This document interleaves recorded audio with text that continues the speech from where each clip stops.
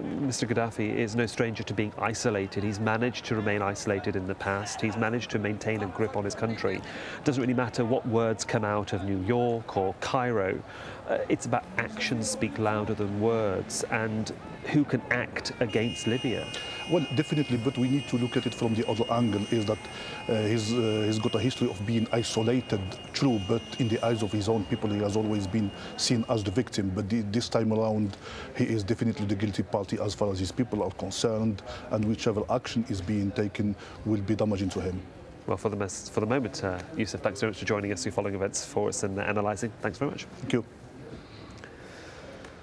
Another big developing story that we're following here on Al Jazeera. A powerful earthquake has struck on New Zealand's South Island. The quake hit just outside the city of Christchurch. Dozens of people are dead and many more are reported to be injured. For the latest on that, we can go to our Asia News Centre in Kuala Lumpur and Divya Gopalan. Divya. So, Hale, well, the New Zealand Prime Minister has now confirmed that at least 65 people have been killed, with many more injured. He says he expects that death toll to rise.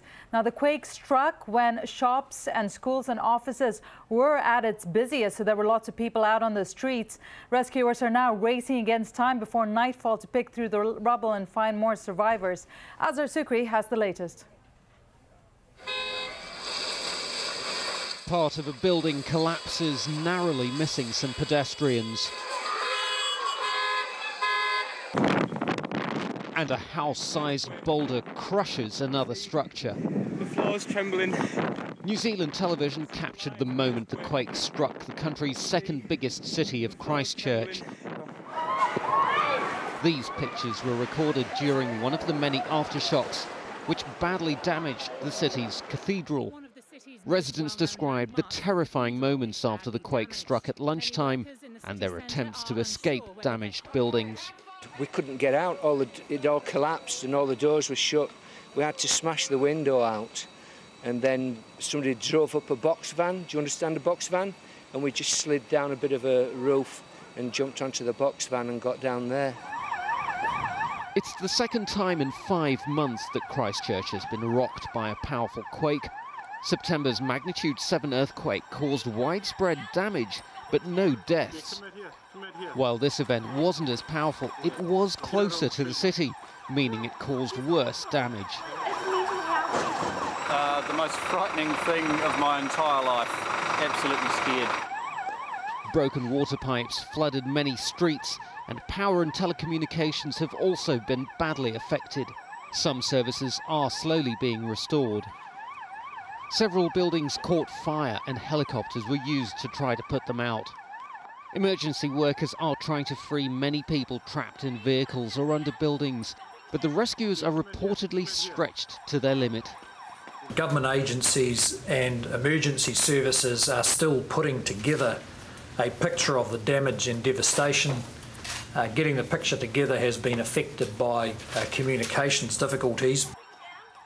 Christchurch residents were still rebuilding their lives and businesses after September's quake. This latest tremor has knocked the city back yet again. Azhar Sukri, Al Jazeera. Well, the New Zealand Prime Minister has surveyed the scene of worst devastation. But not even he could fly into the local airport, as the terminal has been shut down and the runways have been shut too. Much of the city has been evacuated. He has gone and spoke to survivors. He's also spoke to the media, and he told them that New Zealand could be facing its darkest days and warned again that the death toll is rising. I don't think we can go past the fact that we may well be witnessing New Zealand's darkest day. The advice I've had at the moment, I think viewers will understand and appreciate that it's very fluid advice at the moment, but the death toll I have at the moment is 65, and that may rise. Well, earlier we spoke to Anne Johns, who was in Christchurch when the earthquake hit.